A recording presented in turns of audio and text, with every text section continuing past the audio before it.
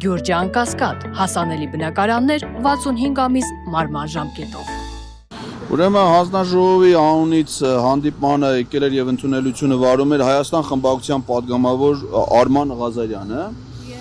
Միայն ինքն էր падգամավորներից, ցավոք սրտի այլ падգամավորներ չկային, չնայած որ ընդունելությունը ոչ թե падգամավորի հետ էր հայտարարված, այլ հանձնաժողովի եւ ենթադրվում էր, ես անկեղծ տենց էի ակնկալում, որ հանձնաժողովի բոլոր անդամները ներկա կլինեին։ Օրինակ ես ունեի հարցադրումներ, քննարկման հարցեր հենց հանձնաժողովի նախագահ պարոն Վահե Ղալումյանի հետ։ Եվ ես խնդրեցի, որ պարոն Ղազարյանը փոխանցի, բայց դա նրան չվերաբերող հարց էր։ Օրինակ պարոն Ղալումյանը ընդգրկված է ազգային ժողովի նախագահի կողմից ստեղծված, գործող եւ ղեկավարվող Հայաստանի Հանրապետության ազգային ժողովի եւ Արցախի Հանրապետության ազգային ժողովի միջև համագործակցության միջխորհրդարանական հանձնաժողովի կազմում։ Եվ ինձ օրինակ հետաքրիր էր, թե պարոն Ղալումյանը վերջին անգամ երբ է մասնակցել այդ հանձնաժողովի նիստին, որն է եղել այդ օրակարգը, ինչ հարցեր են քննարկել։ Գործող հանձնաժողով է, որտեղ ինքը հիմա որպես падգամավոր փողաստանում է այդ հանձնաժողովում աշխատելու համար, իսկ այդ հանձնաժողովը ընդունելություններ չի անում։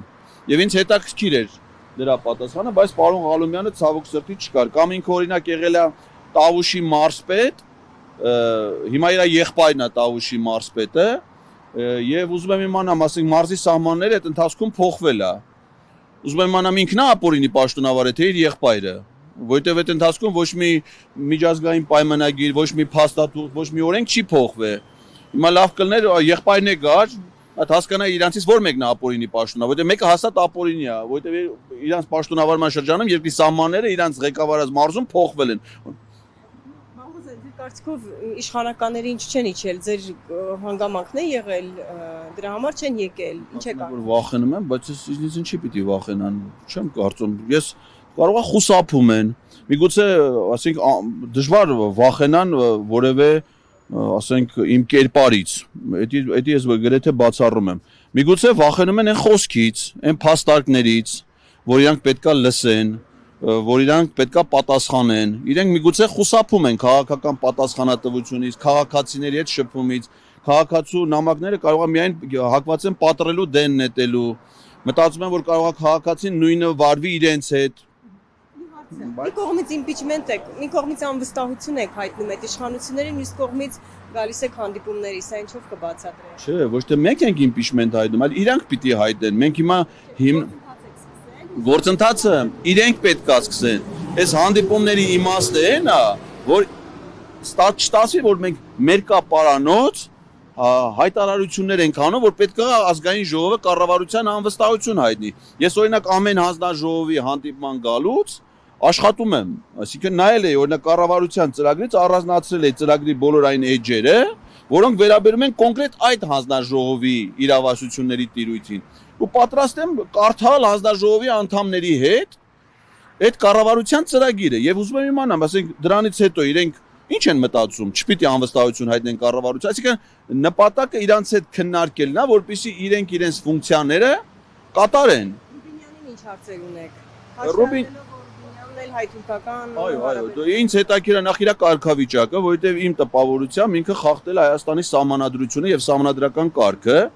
որովհետեւ Ռուբինյանը հայտարարվում է եւ ինքը ընդունում է իր այդ կարգավիճակը որպես հայ-թուրքական հարաբերություններում հայկական կողմի պաշտոնական բանագնաց։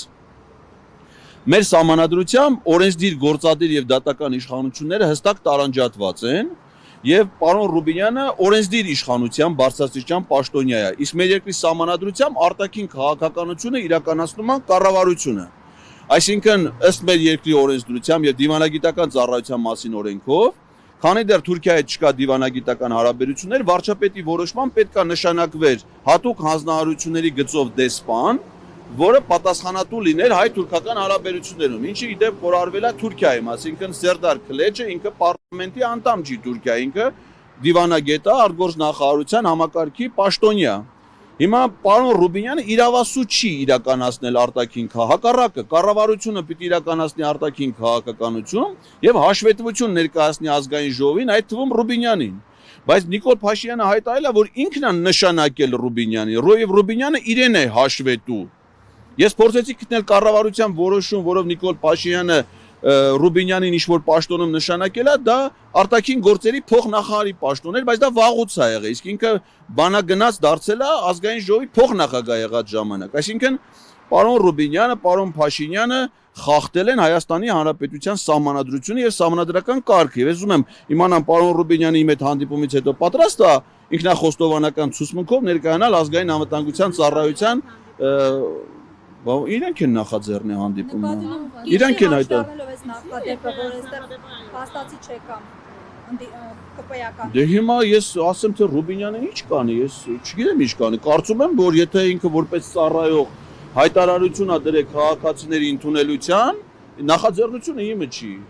Ազգային ժողովն է, ես ազգային ժողովի կայքից եմ այս տեղեկությունը վերցրել, թե երբ է քաղաքացիների ընդունելություն։ Ես զանգել եմ, գրանցվել եմ պատշաճ կերպով եւ կարծում եմ, որ ինքը իր պարտականությունները պիտի կատարի։ Ազար նշեց,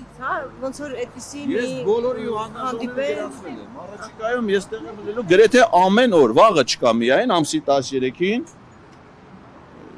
Օգնության կարիք կա,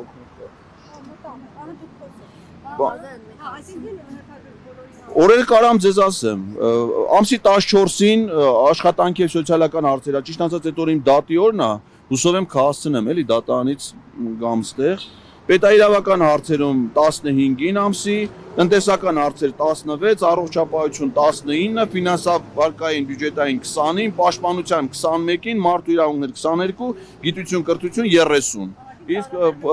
Հակոբ Արշակյանի հետ մեր պատմական հանդիպումը կայանա ամսի 16-ի ժամը 14-ին։ Պարոն Ղազարյան եւ մի հարց էլի, Արման Ղազարյանի հետ հանդիպեցիք եւ ձեր փաստարկներից հետո նա եւս ասաց, որ անվստահություն հայտնելու գործընթացի համար ամբողջական հիմքերը կան, քանի որ կառավարությունն իր ծրագիրը չի կատարել։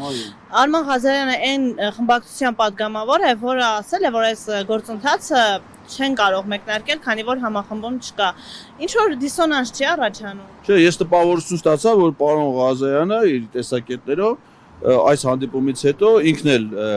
ոչ միայն հանձնաժողովի գործընկերներին կներկայացնի այս մեր առաջարկը, այլ նաև խմբակցության գործընկերներին, ես ցանկացած падգամավոր, ցանկացած պահի կարող է նաև իր մոտեցումները վերանայել։ Դա վերաբերում է նաև խմբակցություններին։ Եվ մեր այս հանդիպումների իմաստը հենց դա է, որ ներկայացնենք իրավական հիմքերը, հիմնավորումները, որպեսզի падգամավորները վստահ լինեն, որ իրենք կայացնում են պետության եւ իրենց շահերից եւ իրենց լիազորություններից բխող գործողություններ։ Պարոն Ղազարյան, նշեցիք, որ եկել եք ինչ որ հարցեր տալու, օրինակ Վարեղ Ալումյանի անուն եք տալիս սահմանների հետ կապված։ Հիմա ուզում եմ հասկանամ, ավելի շատ դուք եկել եք ոնց որ համոզելու падգամավորներին իմպիչմենտի հետ կապված, թե օրինակ հարցեր բարձելու падգամավորների հենց մասով գործունեություն։ Նախ ես եկել եմ իմ հիմնավորումն, այսինքն նամակը, որ ես ներկայացրել եմ падգամավորներին, շատ հակիրճ է, միայն հղում է